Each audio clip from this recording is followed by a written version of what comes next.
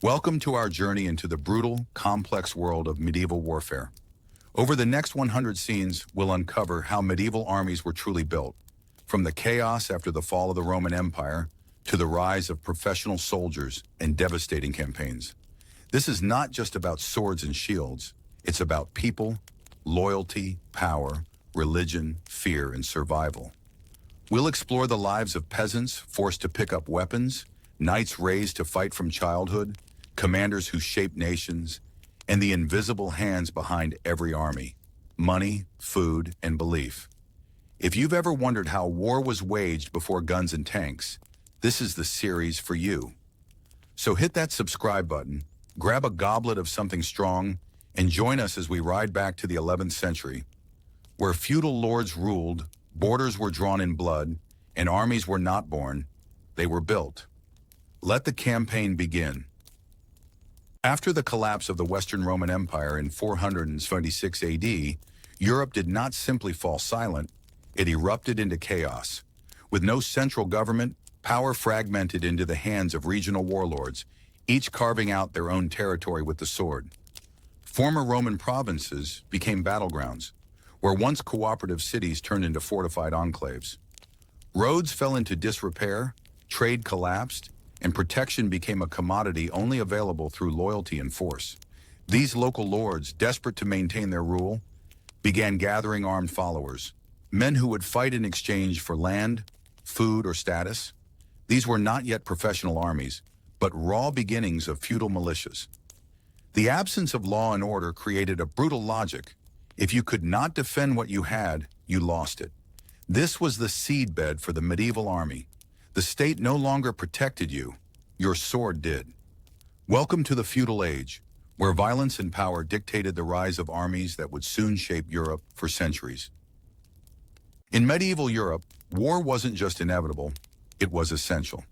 With no central authority to mediate disputes, violence became the language of negotiation. Lords fought not out of hatred, but out of necessity. Land equaled power, and whoever controlled more territory controlled more wealth, labor, and political influence. Castles weren't just homes. They were military strongholds guarding claims. Even minor insults could escalate into armed conflict, and succession disputes often turned brother against brother. Raids were common, not only to seize land but to steal crops, livestock, or even villagers for ransom. The scarcity of resources after the Roman collapse intensified competition. And when the church joined the fray, declaring holy wars and granting divine justification, bloodshed reached new heights. War was no longer a tragedy, it was a career, a ritual, a path to glory.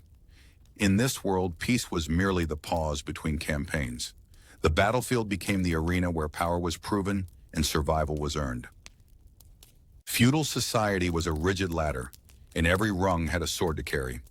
At the top stood the king, ruler by divine right, but his power was only as strong as the nobles beneath him.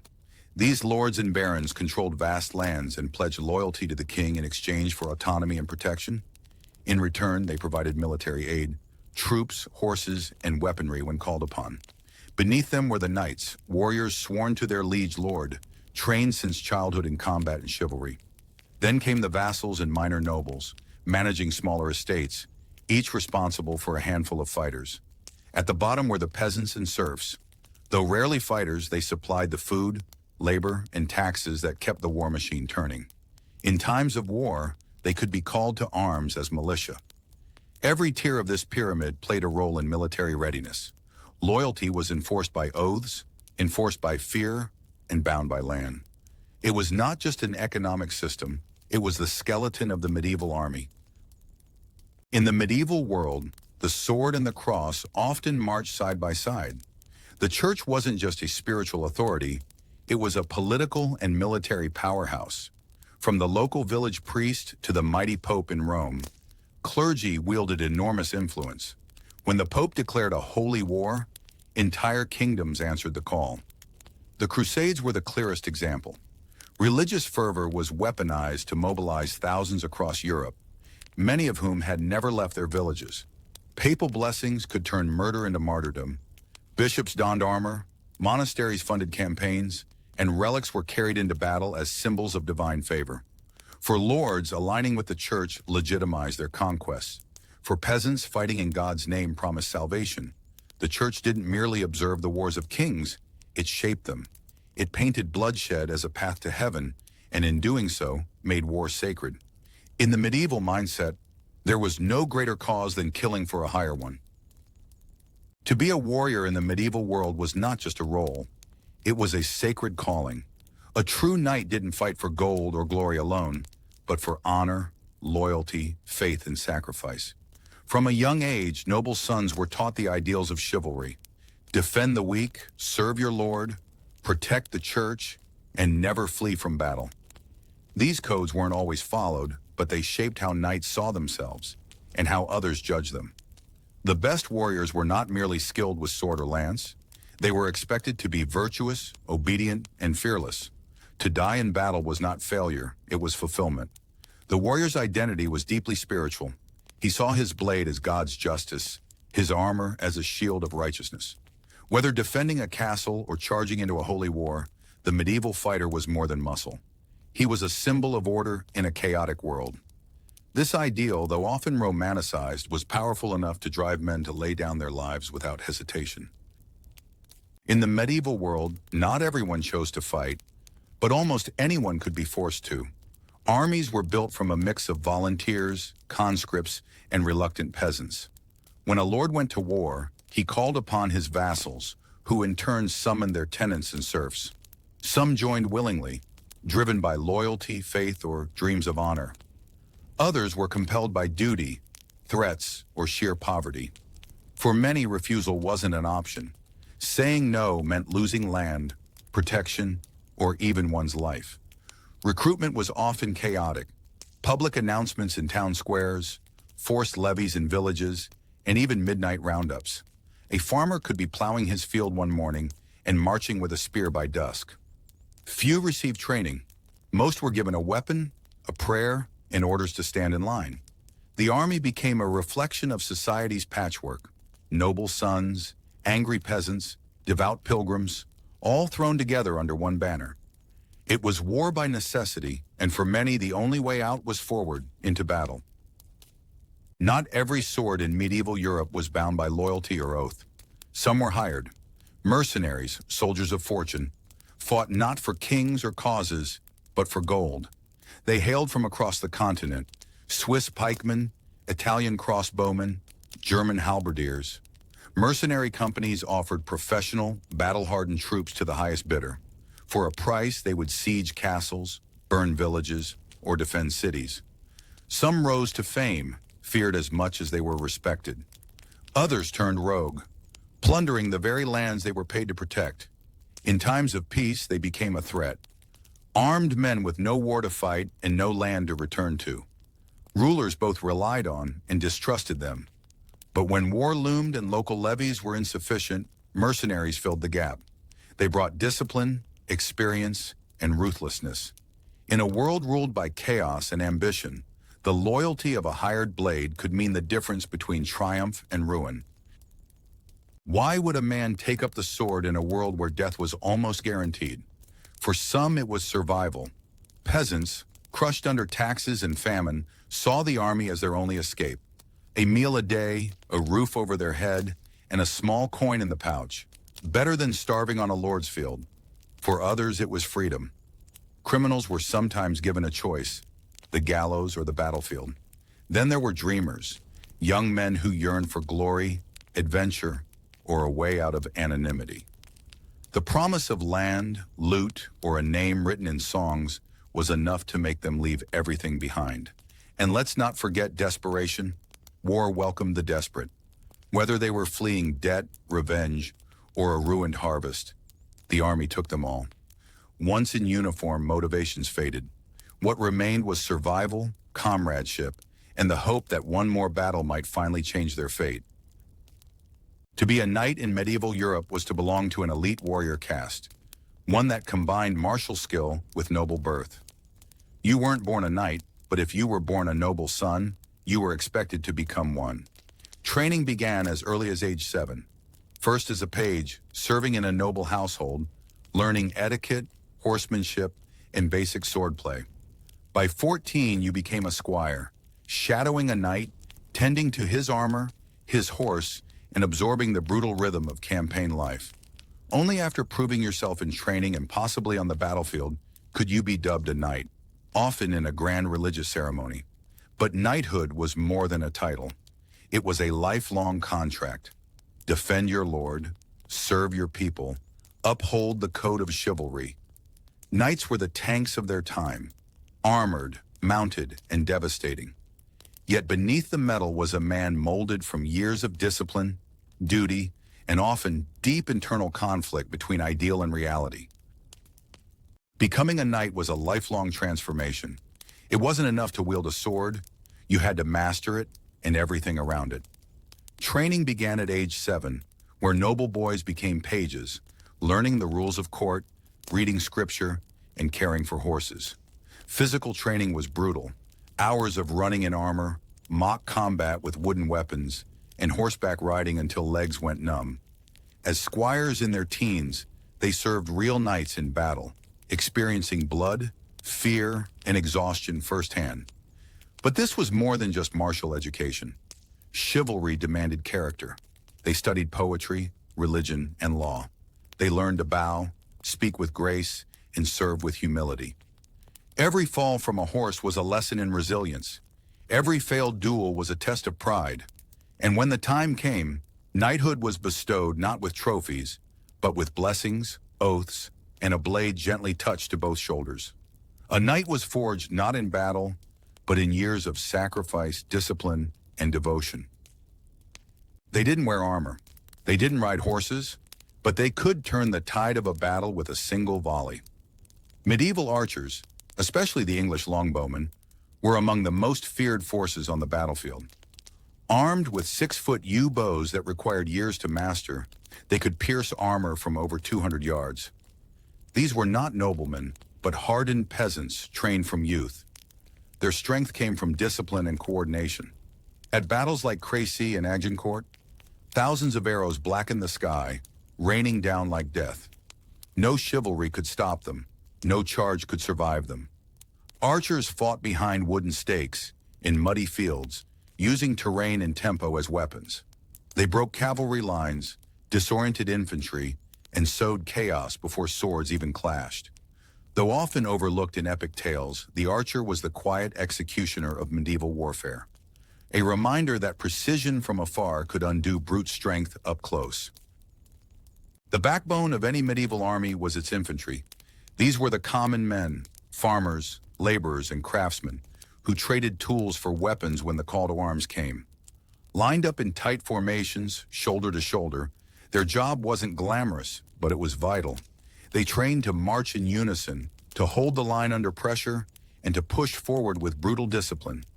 Most carried spears, axes, or short swords, protected only by padded gambesons or crude metal helms. A well-drilled infantry unit could absorb a cavalry charge or hold off attackers while archers and knights did their work. The key wasn't individual strength, it was cohesion. One man could fall, but a formation could endure. They learned to fight as one, to trust the man beside them more than their own instincts. For all the glory heaped upon knights and nobles, it was the muddy boots of infantrymen that truly decided the fate of kingdoms. A soldier's survival in medieval warfare often came down to the quality of his equipment. At the bare minimum, a recruit might wear a simple padded gambeson, essentially a thick quilted jacket offering basic protection. If he was lucky or wealthy, he could afford a metal helmet, chainmail hauberk, or even a breastplate. Weapons ranged from rusted spears to well-forged swords, but everything came at a cost. In many cases, soldiers had to buy or maintain their own gear, or inherit it from fallen comrades. Shields were made of wood reinforced with metal rims, often painted with the colors of a noble house. The richer the lord, the better his soldiers looked and fought. This economic divide created armies of unequal strength.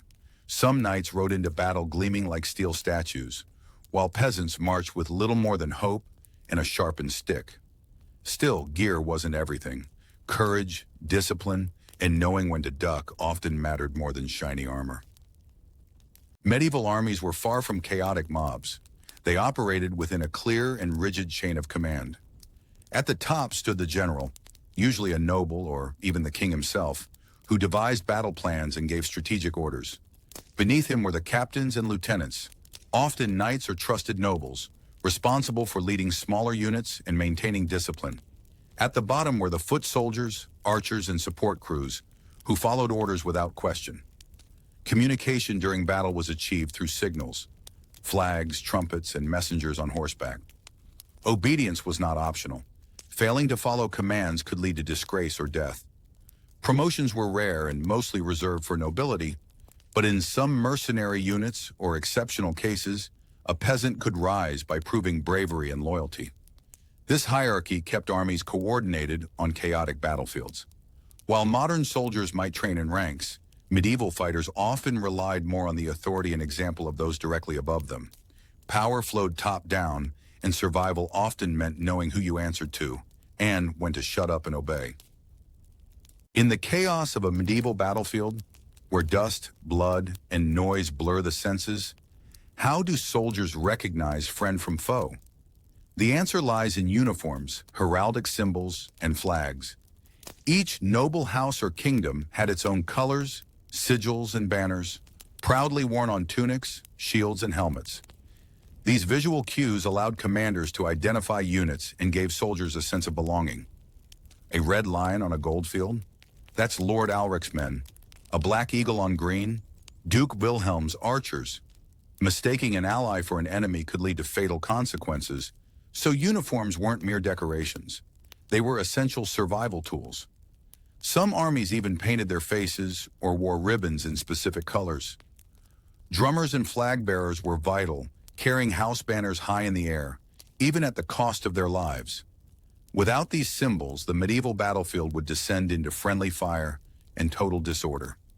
Uniforms weren't just about pride, they were the difference between order and deadly confusion. Daily training in a medieval army was anything but casual. Soldiers were awakened at dawn by trumpet or drum, then thrown into hours of exhausting drills.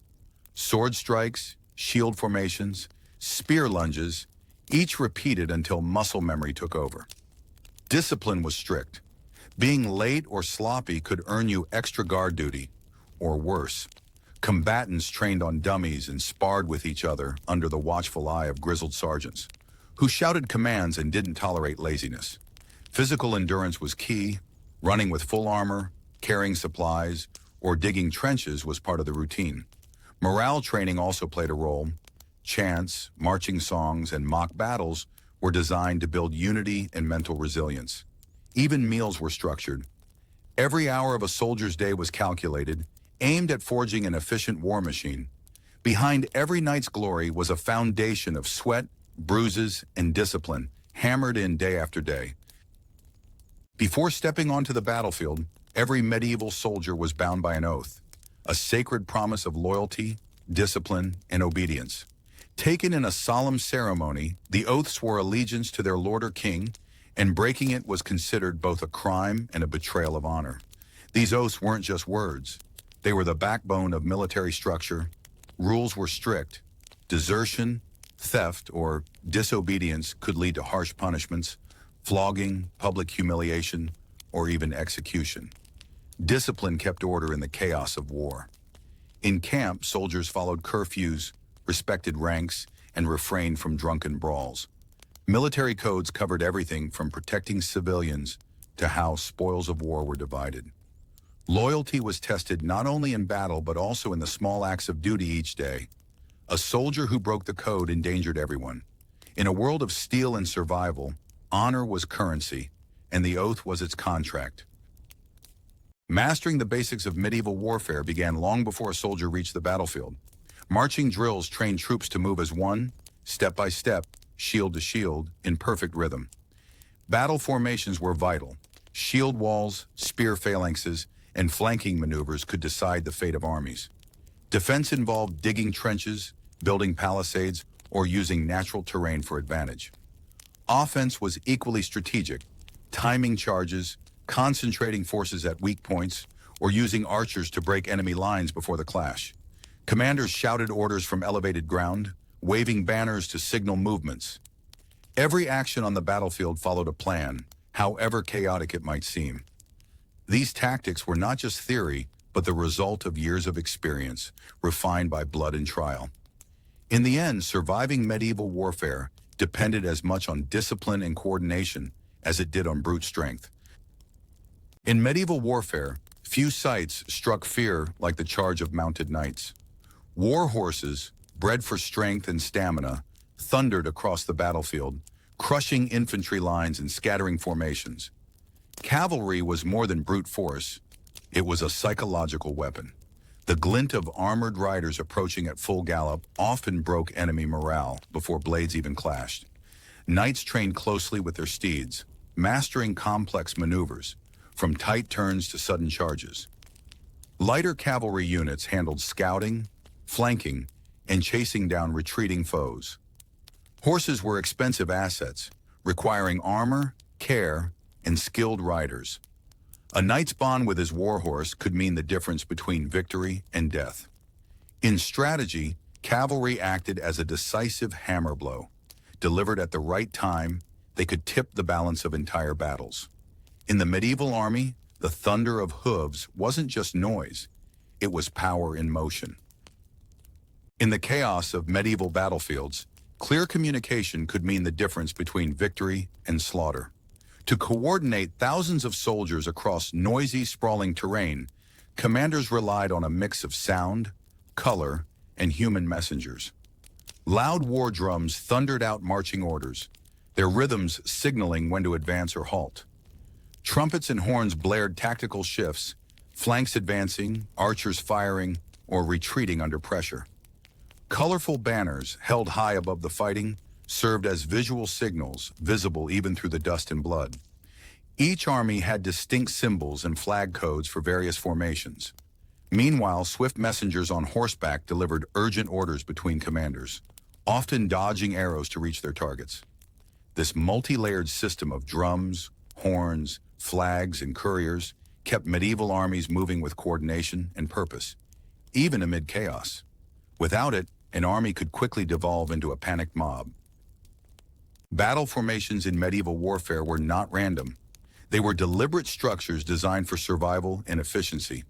Commanders arranged troops based on terrain, enemy position, and available units. The column formation was ideal for narrow paths and quick marches. The phalanx, a tight block of infantry with overlapping shields and spears, was nearly impenetrable from the front and favored for defense. More aggressive was the wedge formation, where troops advanced in a V-shape to break enemy lines with concentrated force. These formations weren't static. Skilled leaders adapted them mid-battle to respond to enemy movements. Discipline and cohesion were crucial. A single soldier breaking rank could compromise the entire structure. Training drilled soldiers to march, pivot, and reposition with precision. These formations gave the army shape and strength, turning a mob of men into a deadly machine of war. In medieval warfare, archers weren't just background support. They were the first wave of terror. A skilled commander would order a volley, hundreds of arrows launched simultaneously to rain death upon the enemy's front lines. These volleys were more than chaos. They were calculated pressure, breaking formations and morale. Archers were often positioned in layers, front lines for rapid fire, rear lines for precision shots. Infantry or natural terrain, like hills or tree lines, were used as shields, protecting archers from cavalry or enemy counterfire. Longbowmen, especially from England, were deadly from afar. With armor-piercing arrows and years of training, they could shift the outcome of a battle before swords even clashed. Timing and coordination were critical. One poorly timed volley could hit your own troops, but when done right, archers could thin enemy ranks and force the enemy to advance prematurely into a trap laid by the rest of the army. Cavalry in medieval warfare was not just about brute force, it was tactical precision on horseback.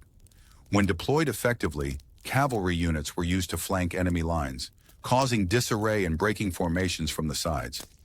A well-timed charge could split an army in two, especially if the infantry was already weakened. Heavy cavalry, such as knights in full-plate armor, were devastating during direct charges. Their momentum, combined with lances and war horses bred for power, could pierce through shield walls.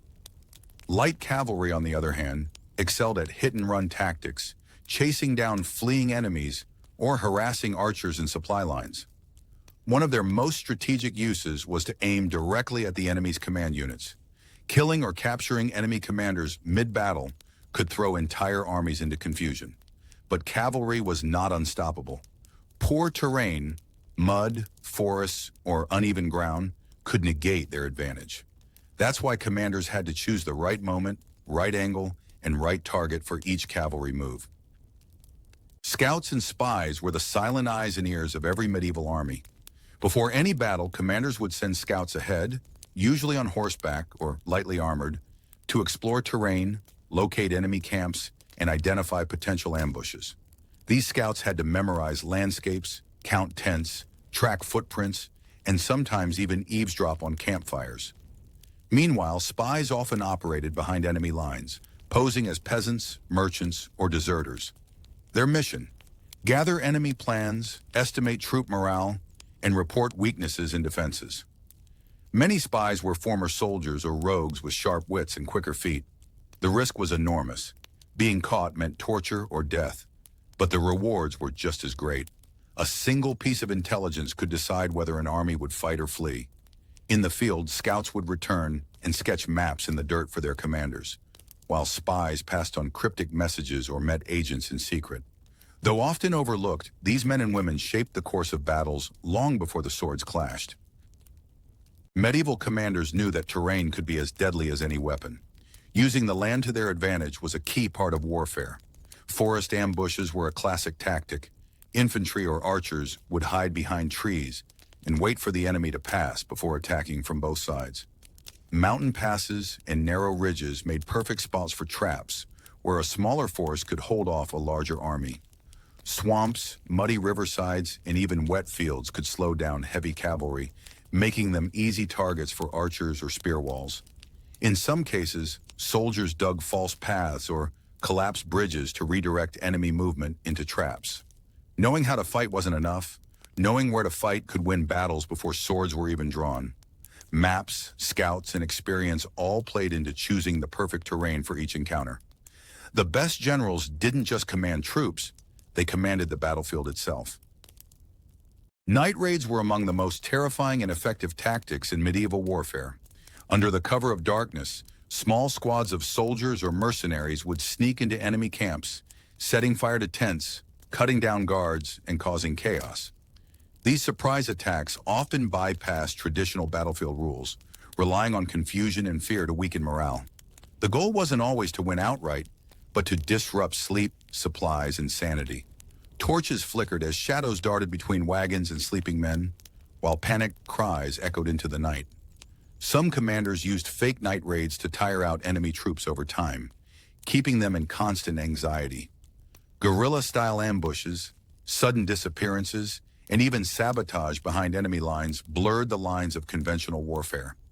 In this brutal world, creativity and cruelty often walked hand in hand. Psychological warfare was a subtle yet powerful weapon in medieval strategy. Before the battle even began, commanders often deployed rumors, forged letters, and theatrical displays to demoralize the enemy. Fake deserters might be sent to the opposing camp to spread false information, exaggerating the size or strength of their own army. Sometimes entire villages were set ablaze in sight of the enemy to signal ruthless intent. Horns and war cries were blasted at odd hours of the night to disturb sleep and sow paranoia. Leaders donned elaborate armor and masks to appear otherworldly or divine. Banners with terrifying symbols fluttered high on towers. This manipulation of fear wasn't just about winning battles. It was about breaking the enemy before swords even clashed. In a world where belief shaped reality, terror was a tool as sharp as any blade. In the face of prolonged sieges, medieval fortresses transformed into self-contained ecosystems. Defense went beyond thick stone walls. It meant planning for survival. Moats were dug deep and filled with water to hinder siege engines. Spike pits and hidden traps surrounded the perimeter. Inside, supplies were stockpiled: grain, salted meat, barrels of water, and even livestock.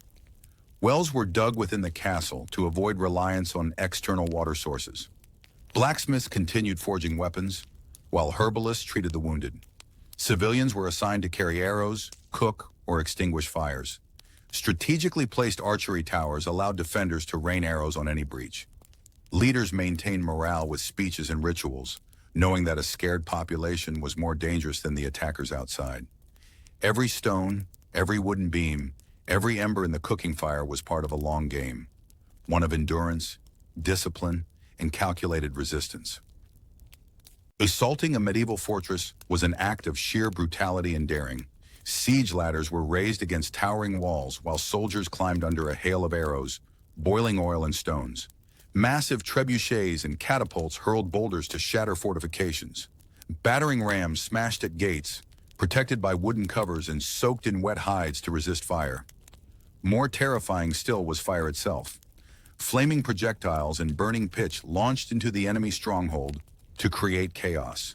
Engineers constructed siege towers, mobile wooden fortresses that rolled toward the walls, releasing troops directly onto battlements. Smoke, screams, and chaos engulfed the battlefield. Morale, timing, and coordination were everything. A single breach could decide the fate of hundreds. In these desperate hours, the attacking force had to balance courage and strategy, or risk being cut down before even reaching the wall. Feeding and supplying a medieval army of thousands was a logistical nightmare. Behind the front lines, supply wagons creaked with sacks of grain, barrels of salted meat, and bundles of arrows. Water was stored in leather skins or fetched daily from rivers by dedicated crews. Blacksmiths traveled with the army to repair weapons and armor on the go, while cooks worked tirelessly to prepare simple stews over campfires. Healers and monks carried herbs and tools to tend the wounded. Coordination was key. Captains oversaw ration distribution, guarded supply lines, and managed inventories. Delays or ambushes could lead to hunger, unrest, or total collapse. Foraging parties scoured nearby villages or forests, sometimes walking a fine line between requisition and looting. Without steady supplies, even the mightiest force would falter before setting foot on the battlefield. After a long day of marching or battle, a medieval army couldn't simply collapse on the ground. Setting up camp was a disciplined operation. Officers first scouted a secure, elevated location with access to water and good visibility. Soldiers were assigned zones, command tents in the center, soldiers around the perimeter, stables near the rear, and latrines downwind. Guard posts were established immediately, and campfires were kept low to avoid enemy detection. Even during rest, discipline remained strict. No loud drinking, no wandering off. Soldiers maintained their weapons, mended clothes, and shared stories while remaining alert. Drummers or horns signaled lights out. At any moment, a night raid could occur, and a well-organized camp could mean the difference between survival and slaughter. Long-distance marches were a test of endurance and discipline for any medieval army. Soldiers moved in organized columns, with scouts riding ahead to identify ambush points or broken terrain. The vanguard cleared obstacles, while rear guards ensured no stragglers were left behind. Supply wagons moved in the center, guarded on all sides. In harsh weather, cloaks soaked through, boots cracked, and morale dropped. Yet commanders pushed forward, rain or shine. When crossing bridges or mountain passes, soldiers moved in silence, scanning the woods for ambushers. Officers often paused the march to let the wounded catch up or repair damaged gear. A single slip in formation could lead to chaos. Success on the battlefield often depended on how well a force could move before the first arrow flew. Medieval naval warfare was a fierce and chaotic affair. Warships were often repurposed merchant vessels, fitted with reinforced rams, archery platforms, and small ballistae. Sailors and soldiers fought side by side, using grappling hooks to board enemy ships. Battles at sea were loud, smoky, and brutal, filled with arrows, burning pitch, and close-quarters combat. Coastal raids were a favored tactic. Ships would suddenly appear at dawn, disgorging troops who stormed villages, destroyed supply lines, or seized key harbors. Naval superiority meant faster movement of troops and control over trade routes. Commanders relied on wind and tide, but also cunning, using fake retreats or split fleets to trap the enemy. Though not as prominent as land battles, medieval sea warfare played a crucial role in several key victories. In medieval warfare, faith was more than just a belief. It was a weapon of morale. Monks, priests, and even mystics often accompanied armies to offer blessings, conduct last rites, and inspire warriors with tales of divine protection. Before battle, soldiers would kneel as robed priests waved incense and recited prayers, invoking the favor of saints or gods. Religious banners and relics were carried into battle, believed to offer supernatural protection. Some commanders claimed visions or divine dreams guiding their decisions, bolstering the troops' trust. In some armies, shamans or court magicians also played a role, casting protective rituals, interpreting omens, or cursing enemies. Whether through fear of damnation or hope of salvation, religion was deeply intertwined with the soldiers' courage, discipline, and willingness to die for their cause. Maintaining order within a medieval army was no easy task. Harsh discipline was essential to prevent chaos. Soldiers who deserted their posts, disobeyed direct orders, looted civilians, or incited unrest faced swift and brutal punishments. Public floggings were common, serving as a deterrent for others. More severe offenses, such as desertion during battle or assaulting commanders, could result in execution, sometimes by hanging, beheading, or being tied to a stake. In some armies, commanders would execute every 10th soldier in a unit that retreated without orders.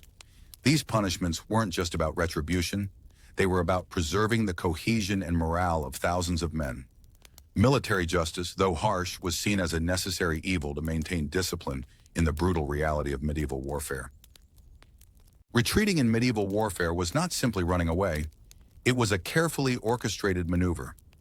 A well-planned retreat required coordination, discipline, and timing to avoid turning into a rout.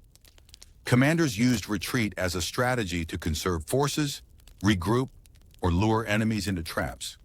Shields were kept raised, archers provided covering fire, and rear guards, often the most experienced soldiers, held the line against the enemy advance. Some retreats were staged at night, using the cover of darkness to slip away silently. When executed correctly, a retreat could save thousands of lives and allow the army to fight another day. However, a failed retreat meant panic, chaos, and heavy casualties. Thus, medieval generals treated this tactic with the same gravity as any battlefield offensive. Behind every successful siege stood a team of specialized professionals, medieval siege engineers. These men weren't frontline warriors, but their impact was massive. Architects and carpenters designed and built siege towers, battering rams, and massive trebuchets. Tunnelers, often miners, dug under castle walls to collapse fortifications. Others mixed flammable oils and prepared cauldrons of boiling pitch. Operating a catapult required precise calculations and teamwork. Dressed in leather aprons, soot-covered faces, and carrying tools instead of swords, these siege crews worked under constant threat from enemy archers and counterattacks. Their work demanded patience, creativity, and nerves of steel. While knights claimed glory in open battle, it was these unsung experts who helped bring down mighty castles, one stone at a time. Medieval battlefield medicine was brutal but vital. When soldiers fell, stretcher bearers rushed in under flying arrows to drag them to makeshift field tents. There, early medics, often monks, barbers, or apothecaries, worked with minimal tools and knowledge. With no anesthesia, soldiers bit down on leather while limbs were sawed off to prevent infection. Cauterization with heated metal was common. Herbal poultices, wine as antiseptic, and prayers were standard treatments. The healer might carry a blood-stained satchel filled with rudimentary tools, bone saws, needles, and linens. Despite the horrors, these early caregivers saved countless lives. They were rarely thanked, but were always present, calm amidst chaos, offering hope in a world of pain. Defeat on the battlefield wasn't just a loss, it was a lesson.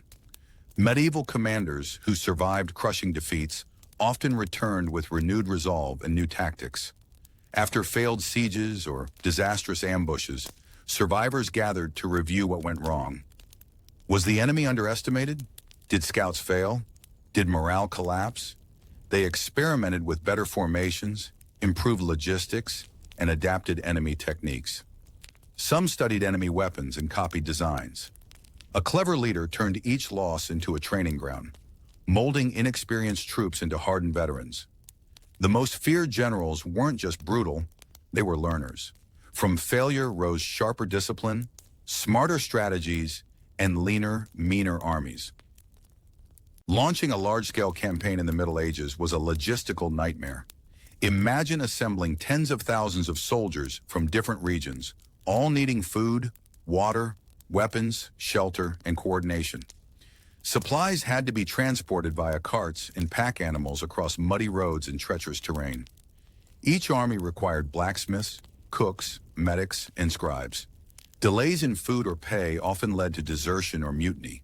Commanders had to calculate daily rations, build storage depots, and plan for months of provisions. Maintaining discipline in such a diverse and restless crowd was just as crucial as winning battles. War was not just about strength, it was about keeping an army alive and moving. In the chaotic world of medieval warfare, forming a military alliance was often the only way smaller kingdoms could survive. These alliances were forged through strategic marriages, treaties, and shared enemies. But cooperation was never simple. Each kingdom brought its own soldiers, tactics, languages, and pride. Coordinating joint attacks required strong diplomacy and clear chains of command. Disputes over leadership, supplies, and spoils of war often sparked internal tension. Yet when alliances worked, they could overpower much larger foes. Famous coalitions like the Christian forces uniting against Muslim armies in Iberia showed how unity could tip the scales of war, even if temporarily. When civilizations clashed in the Middle Ages, the battlefield became a crossroads of vastly different tactics, cultures, and beliefs. European knights in gleaming plate armor charged on horseback with lances, embodying the chivalric code. Facing them were Muslim warriors with curved scimitars and swift cavalry, trained for desert warfare. The Mongols brought shockingly modern strategies, mounted archers, feigned retreats, and precise communication. Byzantine troops, meanwhile, employed ancient Roman discipline with Greek fire and tight formations. These encounters were more than just military. They were cultural collisions. Strategies evolved as enemies adapted, borrowed, and feared one another. Soldiers not only fought but learned how to break a shield wall, how to resist a horse charge, how to endure the unknown. Every clash etched new lessons in the annals of warfare. Great commanders weren't just strategists, they were symbols. Richard the Lionheart, armored in gold-trimmed steel, rode at the front lines, rallying his men with fearless charges. Saladin, dignified and composed, inspired unity and discipline among diverse Muslim forces, blending diplomacy with cunning maneuvers. Joan of Arc, clad in silver armor and guided by visions, uplifted a broken France, not just through tactics, but by sparking faith and purpose. These leaders did more than command. They led with their very presence. Their charisma, courage, and clarity often turned the tide of battles. In a time when news spread by word of mouth and morale could collapse in minutes, a leader who could stand tall amidst arrows and chaos was worth more than 100 soldiers.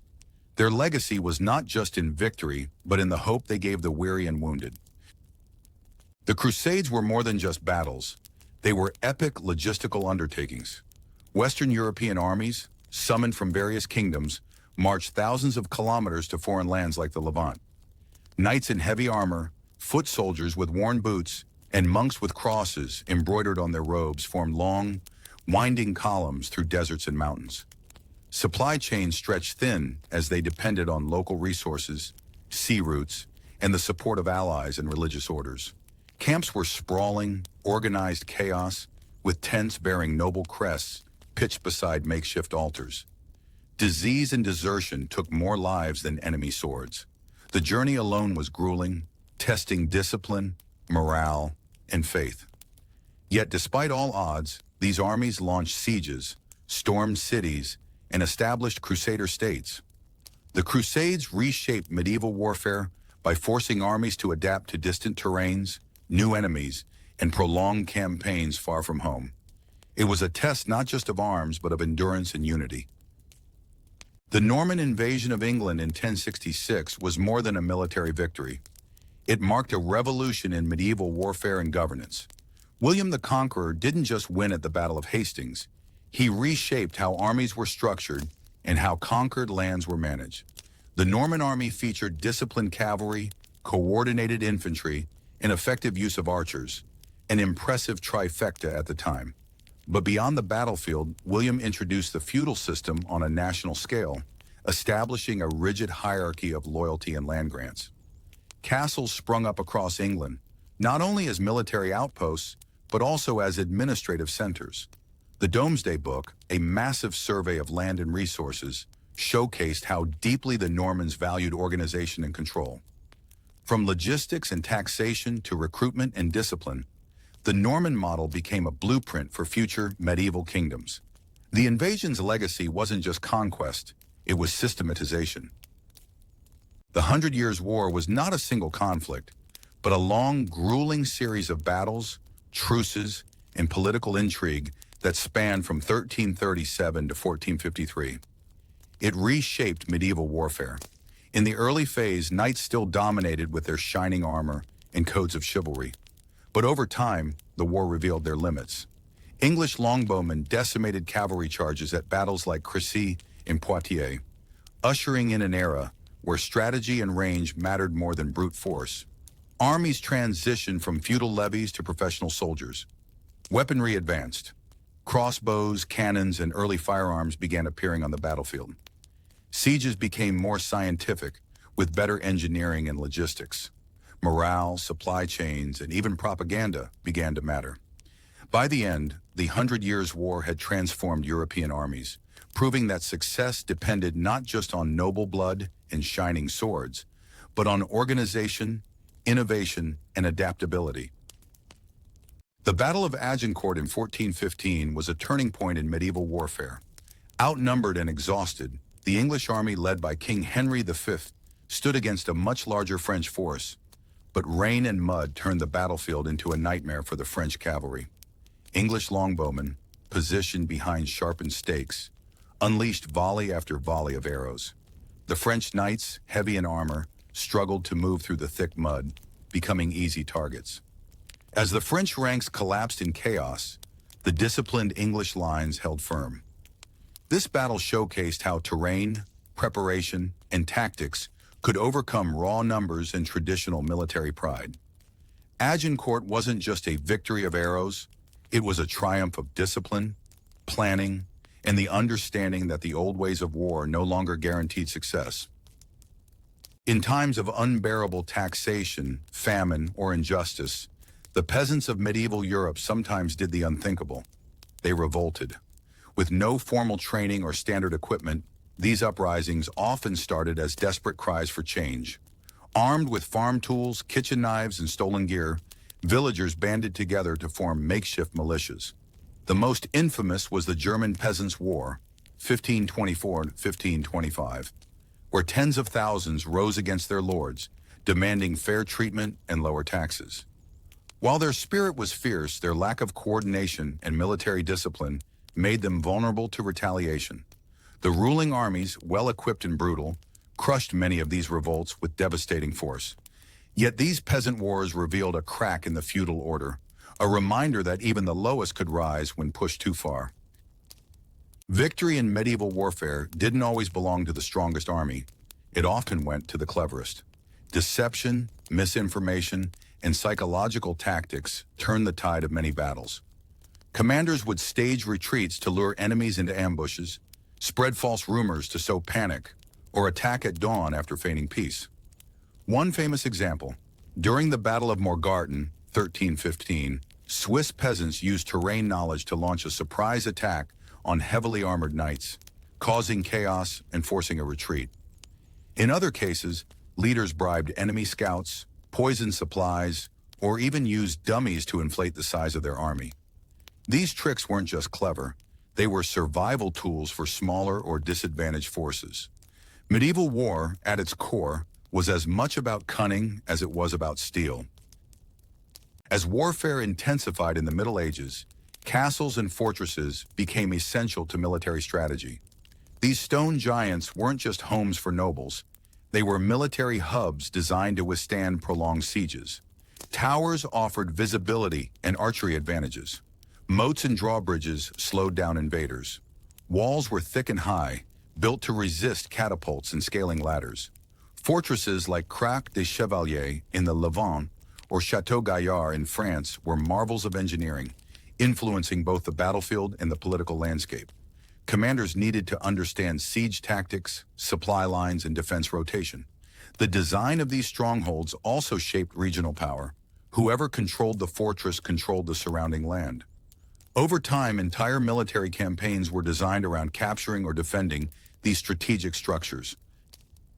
Medieval warfare witnessed a turning point with the rise of new military technologies.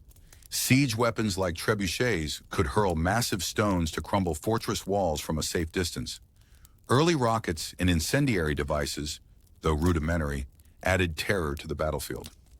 Engineers designed ballistae to fire giant bolts capable of piercing multiple soldiers or damaging siege towers. These inventions weren't just about brute force. They shifted how battles were planned. Fortresses had to adapt with thicker walls and angled designs.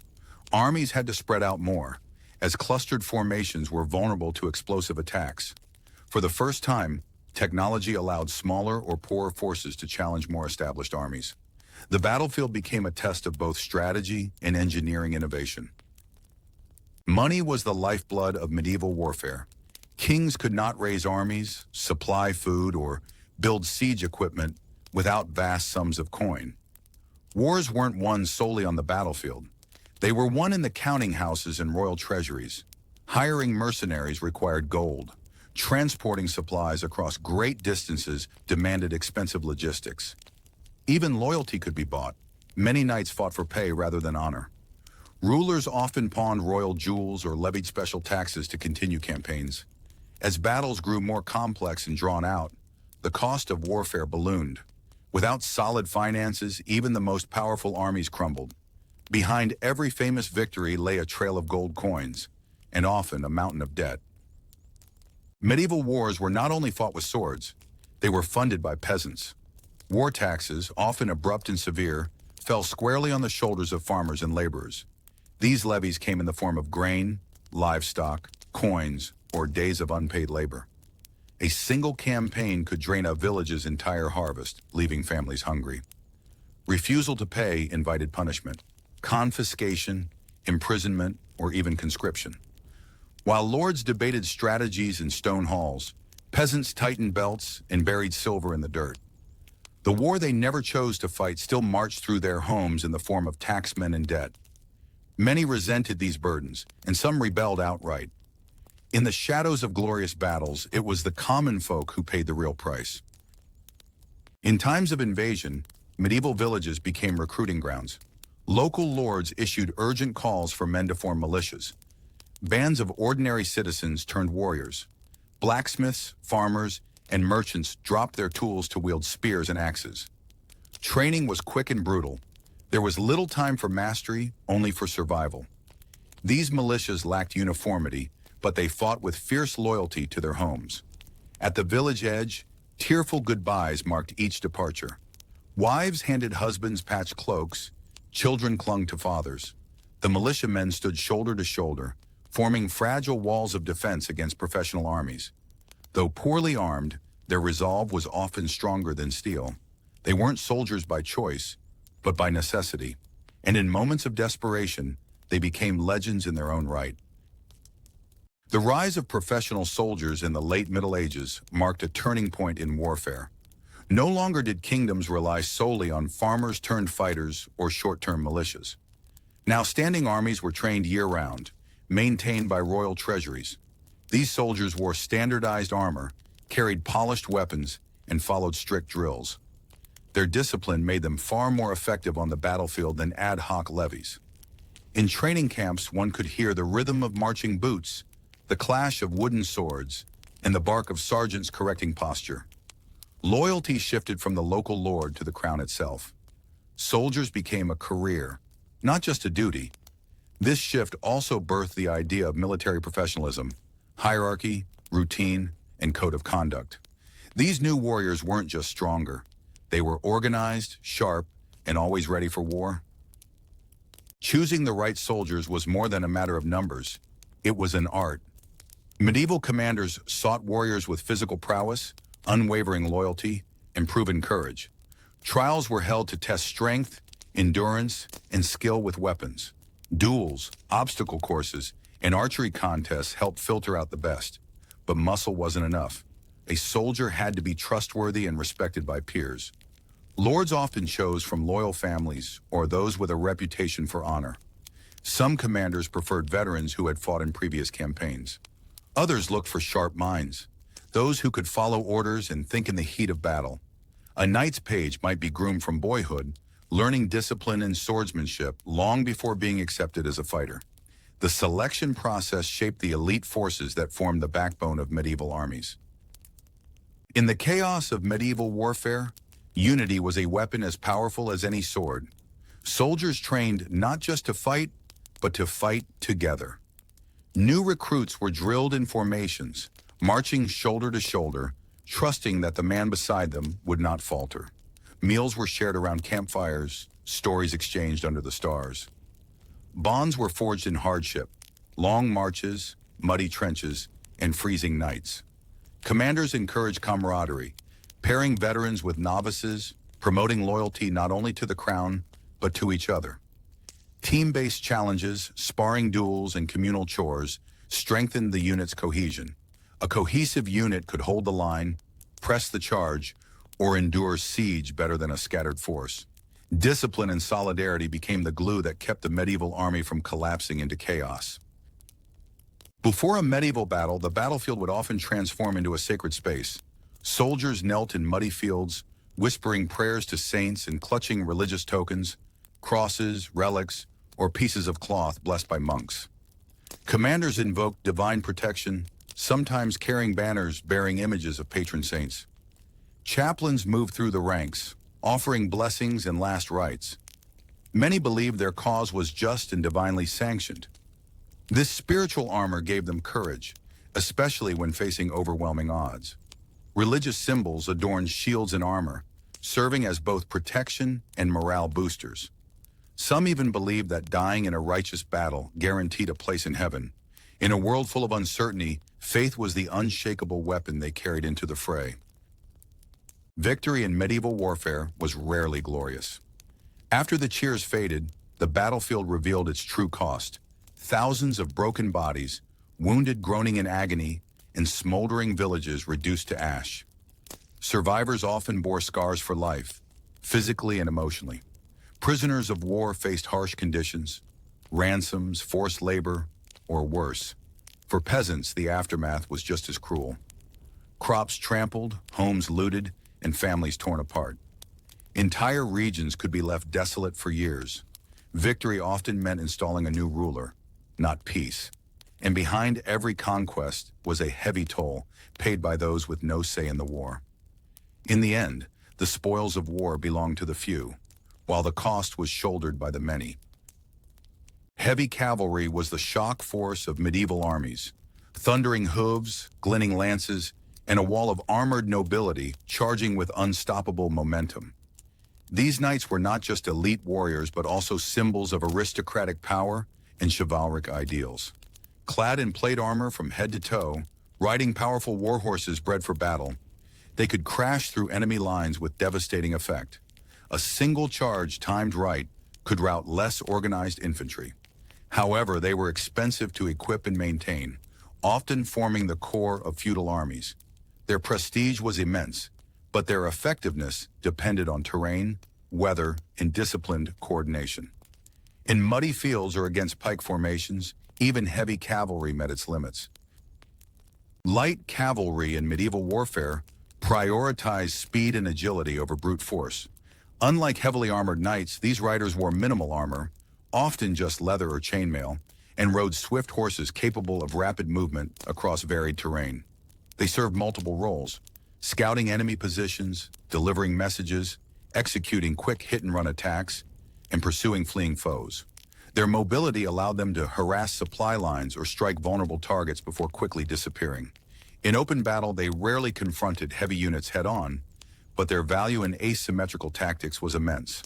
Often drawn from local militias or tribal horsemen, they relied on cunning, coordination, and surprise rather than raw strength. Their presence on the battlefield brought unpredictability and strategic depth. Infantry wielding long spears or pikes were the backbone of medieval defensive formations.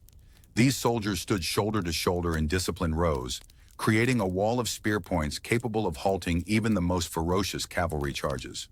Their role was crucial in countering the dominance of mounted knights, who relied on momentum and impact. Spearmen needed coordination, courage, and intense training to hold formation under pressure. Some units used pikes longer than 4 meters, allowing them to strike before enemies could close the gap. Combined with overlapping shields and support from ranged troops, they formed a formidable barrier. This tactic, particularly popular in Swiss and Flemish militias, demonstrated that well-trained infantry could match, or even overpower, nobility on horseback. English longbowmen were a fearsome force in medieval warfare, particularly during the 100 Years' War. Armed with longbows over 6 feet tall, these archers could release a flurry of arrows at astonishing speed and range. Unlike crossbows, longbows allowed for rapid fire, making volleys devastating against tightly packed enemy formations. Trained from a young age, longbowmen developed exceptional strength and accuracy. At battles like Agincourt and Crécy, they proved capable of breaking cavalry charges and decimating armored knights before they even reached the front lines. Their role was not just tactical, but psychological, raining death from afar and disrupting enemy morale. Positioned behind stakes and shield walls, longbowmen were a strategic asset, often changing the tide of battle with coordinated, disciplined volleys. Crossbowmen from continental Europe brought a different approach to range warfare. Unlike the longbow, the crossbow required less training, allowing commoners to be recruited and armed quickly. It used a mechanical trigger and had incredible piercing power, able to penetrate chainmail and even some plate armor. However, it came with drawbacks. The reload time was significantly slower, and the mechanism was more prone to damage under battlefield pressure. Despite this, crossbowmen were widely deployed across France, Italy, and the Holy Roman Empire. In sieges, they excelled from atop battlements or behind pavesses, large shields used as mobile cover. Their presence on the battlefield challenged traditional chivalry, as knights could now fall to a peasant with a crank and bolt. The Pope even banned its use against Christians due to its lethal efficiency, though that didn't stop its proliferation. Close quarters combat in medieval warfare required brute strength and ruthless efficiency. Soldiers armed with axes, maces, and flails were deployed in tight terrain like castle corridors, narrow alleys, and forested paths, where long weapons like spears lost their advantage. The axe was effective against shields and armor, delivering crushing blows capable of splitting helmets. Maces and flails ignored conventional defense entirely, transferring blunt force through armor to break bones and cause internal injuries. These weapons were often used by footmen wearing chainmail or leather armor, prioritizing mobility over heavy protection. In the heat of battle, their fights were savage and intimate, often reduced to grappling and wild swings. Though they lacked the elegance of knights or archers, these men were the backbone of melee combat, fearless, brutal, and essential when lines collapsed or siege walls were breached. In the ever-evolving medieval battlefield, mixed infantry formations became a tactical necessity. Instead of relying on a single weapon type, commanders began organizing units composed of spearmen, swordsmen, and ranged fighters working together. Spearmen held the front line, creating a defensive wall to repel cavalry. Behind them, swordsmen were ready to fill gaps and engage enemies who broke through. Archers or crossbowmen stood at the rear or on elevated terrain, raining projectiles while remaining protected. Coordination was vital. Each role complemented the others, and the unit's strength lay in its cohesion. A mixed formation could adapt quickly to shifting conditions, withstand charges, and mount counterattacks. This hybrid approach marked a turning point in battlefield strategy, favoring versatility over brute force. It was a dance of steel, discipline, and trust. In medieval warfare, the shield was more than just a piece of armor. It was a tactical tool. Soldiers used large rectangular shields to form protective walls known as shield walls, providing a barrier against arrows and cavalry. These formations were especially vital for defending vulnerable units like archers and crossbowmen. The shields weren't static either. Some troops advanced while locked together, creating a mobile wall. Shields also bore family crests or religious symbols, boosting morale and identification. In the chaos of battle, a well-maintained shield line could be the difference between life and death. Even lighter infantry benefited from smaller round shields for close combat. Shield design varied by region, but the concept of group protection remained constant. Whether in a siege or open field, shields helped preserve unit integrity and gave weaker troops a fighting chance. Victory in medieval battles wasn't just about brute strength, it was about coordination. Infantry with long spears formed a defensive wall to halt enemy advances. Once the opposing force was slowed or disoriented, cavalry would charge in from the flanks, using speed and shock to break lines. Meanwhile, archers and crossbowmen positioned at the rear or higher ground provided range support, softening enemy ranks before the melee began. This multi-pronged approach demanded precise timing and communication, often relying on flags, horns, and trusted commanders.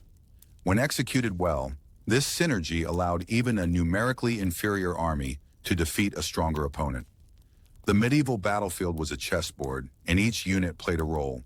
Shield bearers to hold, knights to strike, and archers to rain death from afar. As medieval warfare evolved, so did the roles of its warriors. The once dominant heavy cavalry began to lose its supremacy as armies adapted with tighter infantry formations, pike squares, and better coordination between unit types. Archers became more mobile, often protected by pavis shield bearers. Infantry units diversified. Some carried polearms, others wielded swords or axes depending on the battlefield's terrain. Sieges also changed the game, requiring engineers, sappers, and specialists beyond the traditional warrior classes. Eventually, gunpowder weapons emerged, slowly diminishing the role of traditional melee troops. Warfare was no longer about brute strength alone. It was about strategy, adaptability, and synergy between increasingly specialized roles.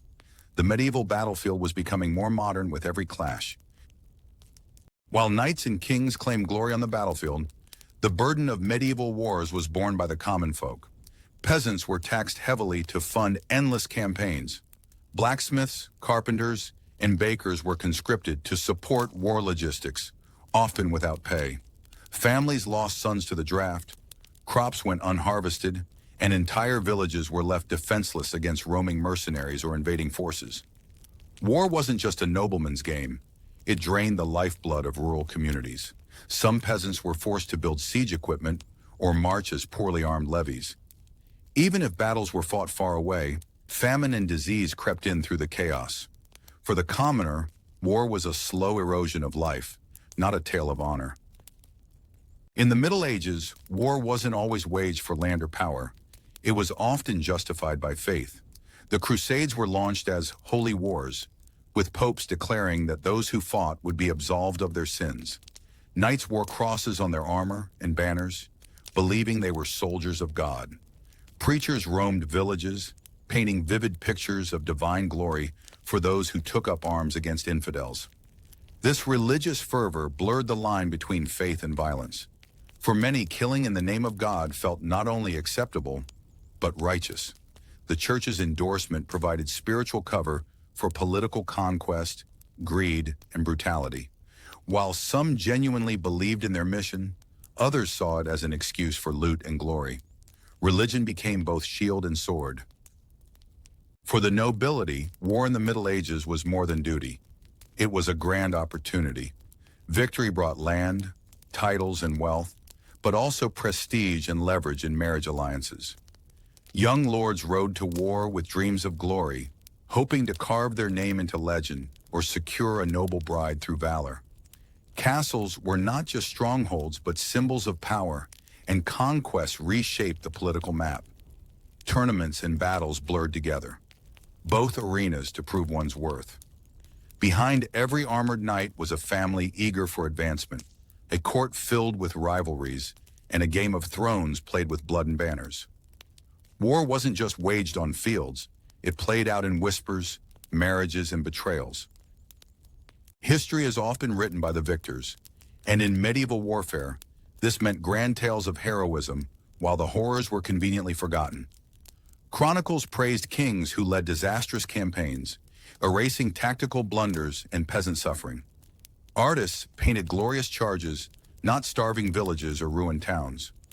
Defeats were blamed on betrayal or divine judgment, not poor leadership. Victories, even brutal ones, were polished into legend. Bards sung of noble deeds while omitting the massacres.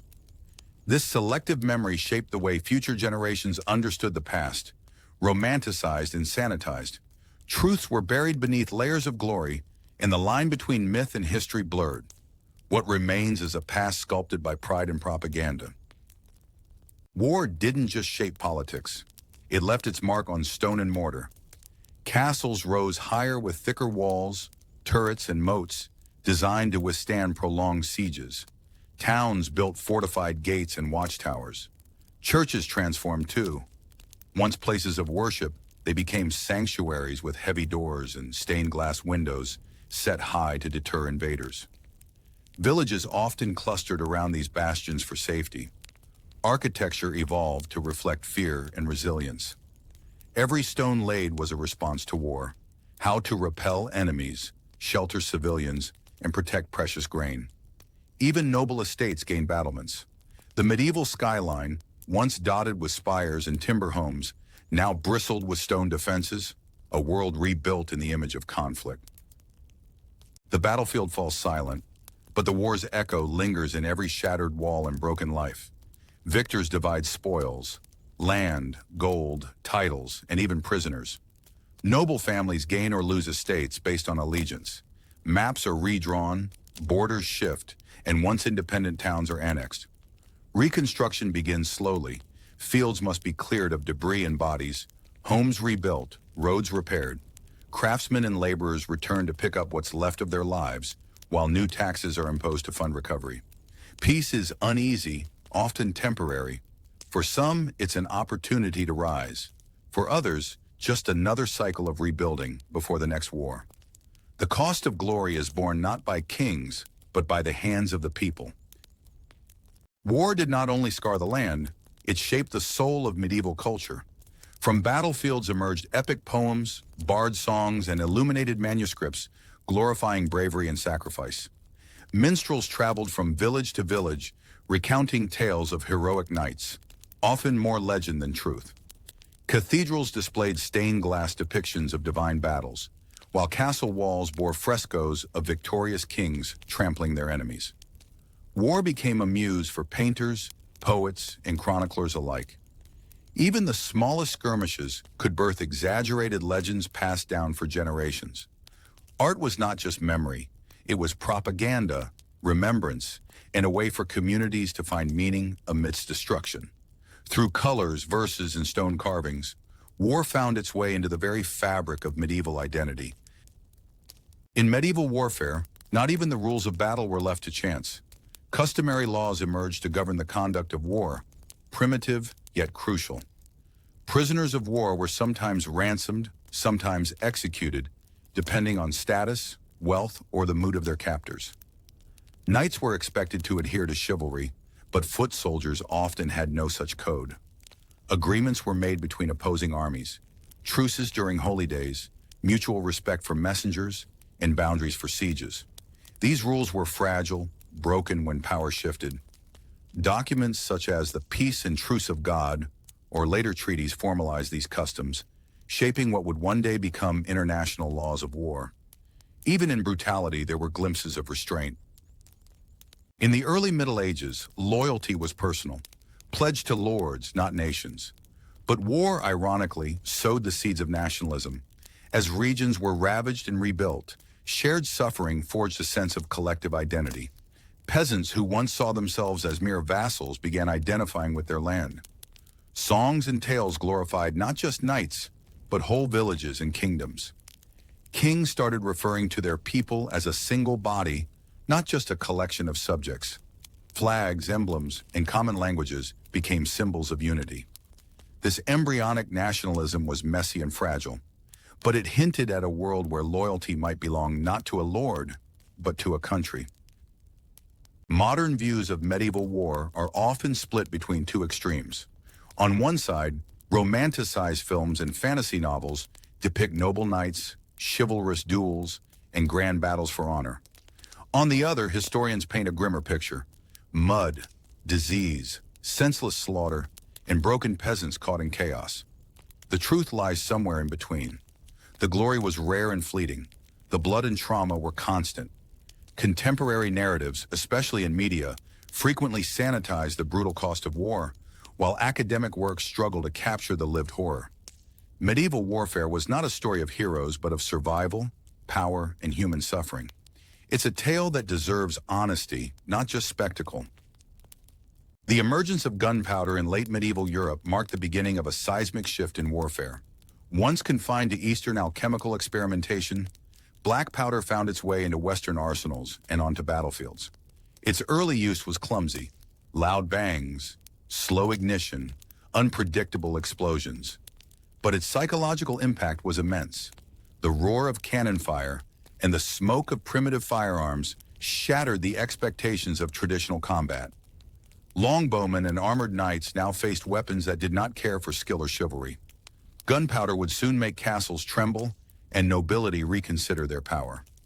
Though still crude, this innovation would lay the foundation for a complete transformation in how wars were fought.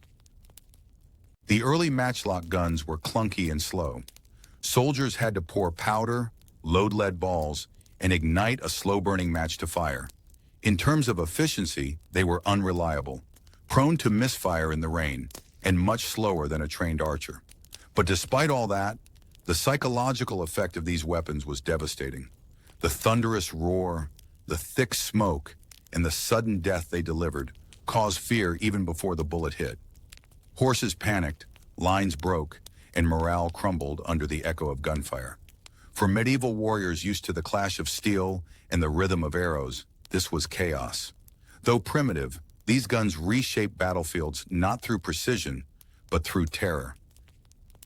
The age of knights began to crumble when gunpowder entered the battlefield. Once the pride of medieval warfare, a fully armored knight was now a loud, shiny target for gunmen. Bullets ignored the noble crests and pierced straight through steel. No longer could a nobleman rely on his status and armor to dominate combat. The social prestige of knights eroded as their military effectiveness dwindled. Young nobles began seeking roles in diplomacy, court politics, or gunpowder artillery instead. Tournaments turned from preparation for war into theatrical performances for nobles clinging to the past. The knight, once the symbol of chivalry and might, was now outdated, a romantic relic in an explosive new world. For centuries, stone fortresses stood as symbols of power and protection. But with the advent of cannons, that illusion shattered, literally. Walls once thought impenetrable crumbled under relentless bombardment.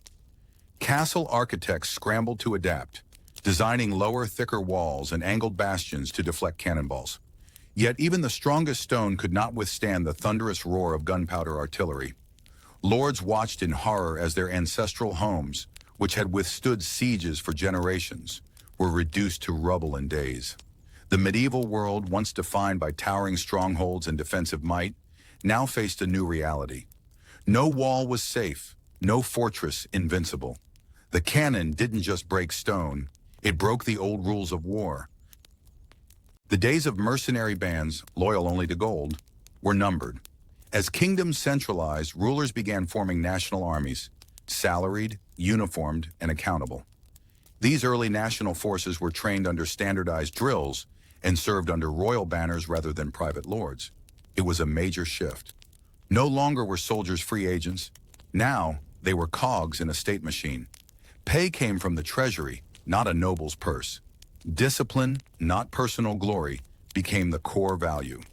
This change laid the foundation for modern military institutions. While loyalty to a paycheck replaced loyalty to a commander, it also brought greater cohesion and effectiveness. The professional soldier was born, and with him the first true national army. With the formation of national armies, medieval states faced a new challenge: organizing chaos into efficiency. A formal military registration system emerged. Recruits were recorded in official ledgers: name, origin, weapons, and even physical traits. Commanders now had clear rosters and could plan more effectively. Training camps became standardized across the kingdom, with drills focused on teamwork, formations, and discipline rather than individual valor. Inspectors, often sent by the crown, ensured units met royal expectations. This bureaucratic structure reduced corruption and chaos.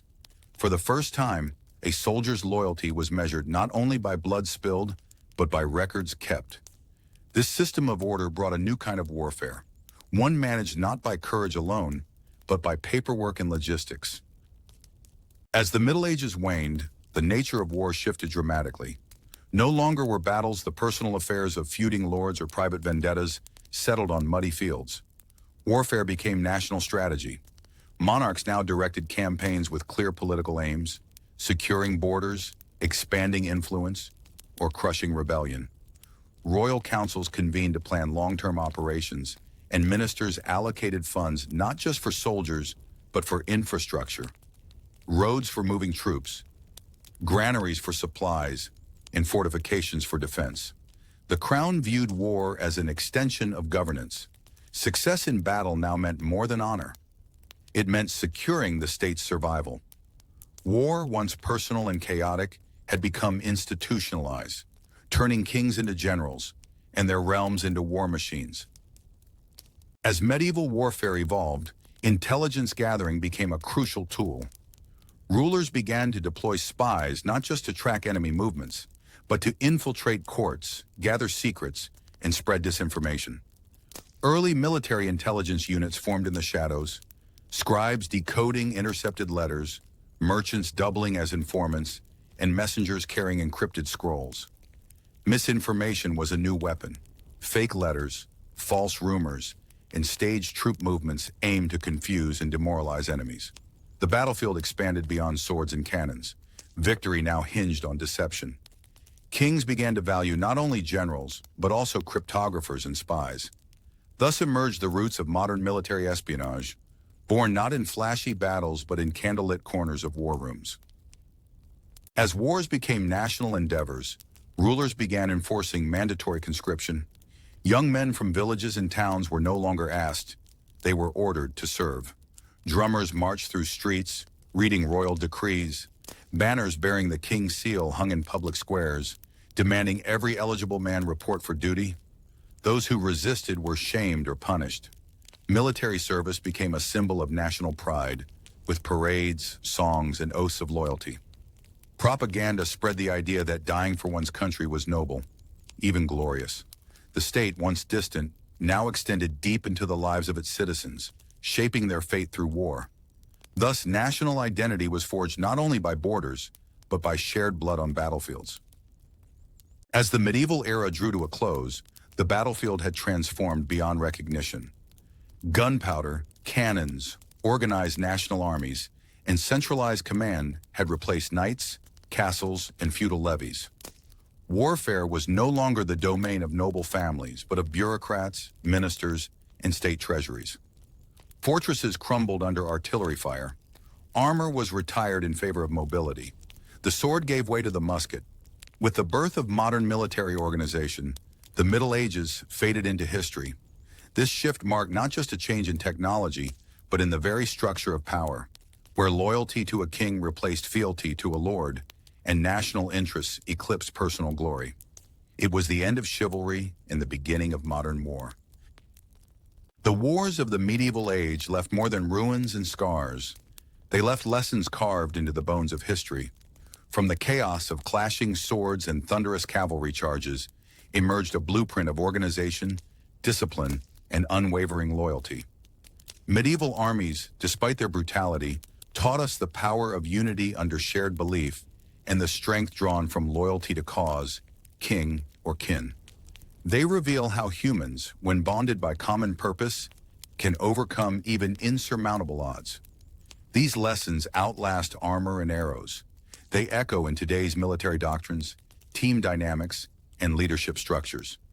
The Middle Ages may be gone, but the values forged on its battlefields still shape the present.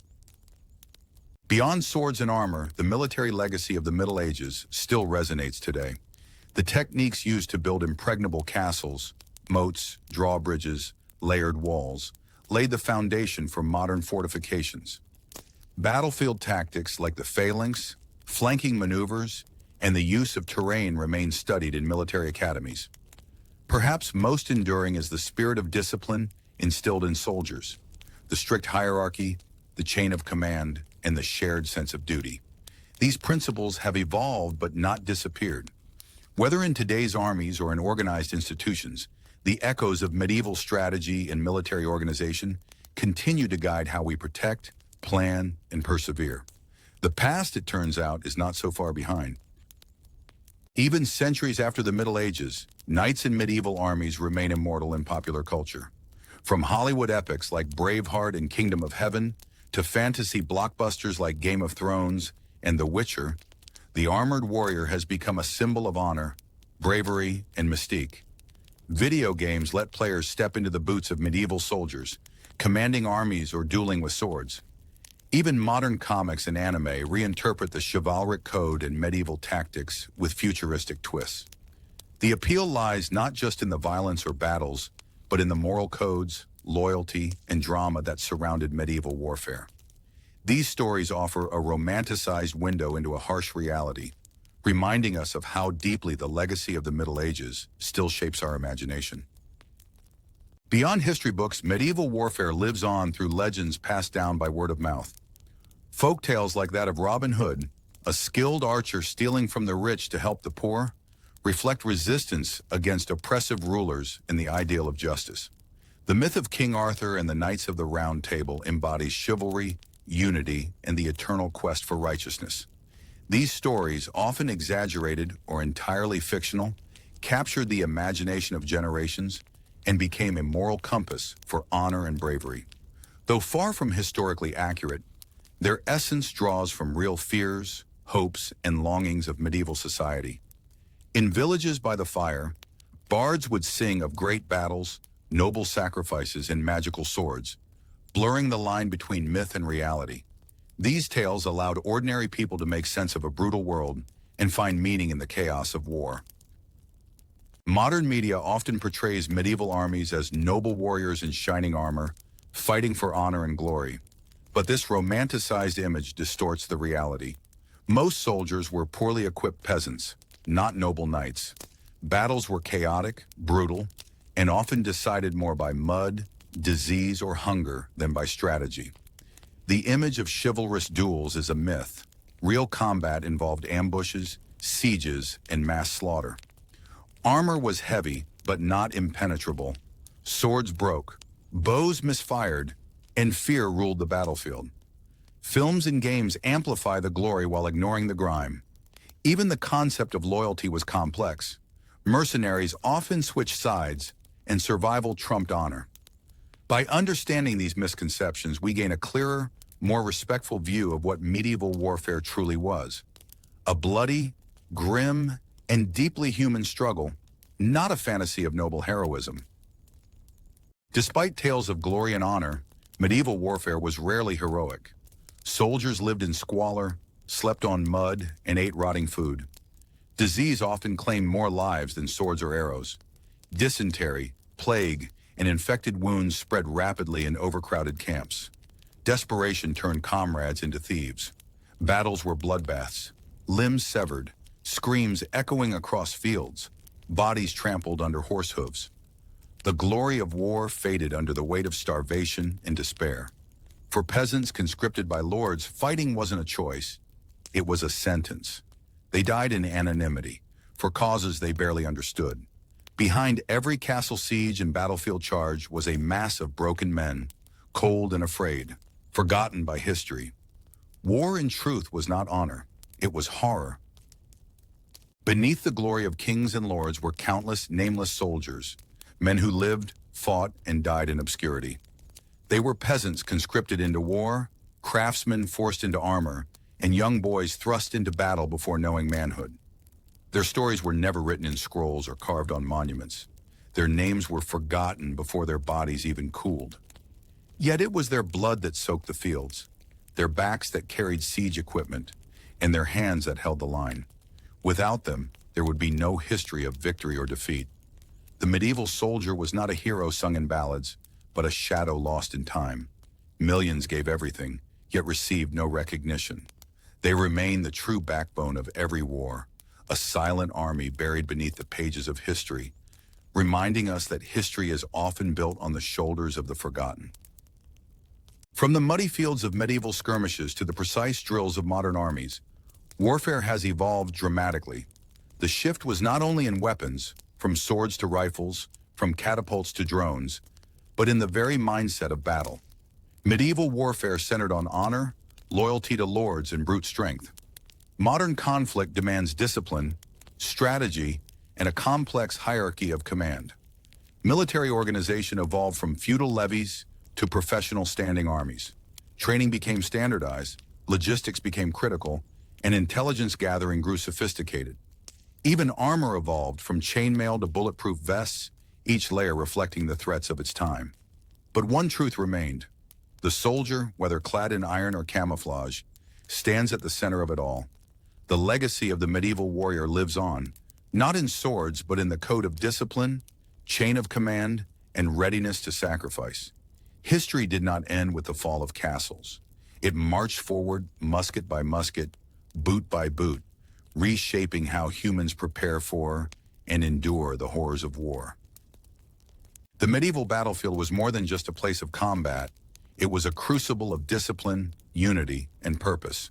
From the chaos of sword clashes and muddy trenches emerged valuable lessons that still echo today. We learned that true strength lies not only in physical might, but in cohesion, in understanding your place in a greater structure. A disorganized army fails, no matter how brave its individuals. Medieval command hierarchies, though primitive by today's standards, sowed the seeds for modern systems of leadership and accountability. The oaths of loyalty knights swore to their lords taught us the weight of commitment and the price of betrayal. More than military tactics, what we inherit is the understanding that a society thrives when it is bound by shared values, order, and responsibility. Just as castles were built stone by stone, a disciplined society is built citizen by citizen. The battlefield may be distant history, but the blueprints it left for teamwork, strategy, and moral responsibility are timeless. In studying how men once fought, we learn how to live better, not with swords, but with structure. And so, we come to the final chapter, 100 scenes of chaos, courage, discipline, and desperation. We've marched beside barefoot foot soldiers and armored knights. We've watched castles rise, sieges unfold, and countless nameless warriors fall in mud and glory. Through all the noise of war, one voice echoes louder than steel. Histories. It tells us not just how people fought, but why they fought, and what we must remember. The Middle Ages weren't just about swords and shields. They were about humans wrestling with fear, loyalty, ambition, and survival. Thank you for walking through these muddy roads of time. As we close this story, let it be a reminder. History is not just old tales. It is a mirror, and sometimes a warning. If we listen, we might just learn how to be stronger, wiser, and more humane. So take what you've learned, not to glorify the past, but to understand it. And maybe, just maybe, to build something better. The battlefield fades, the lessons remain.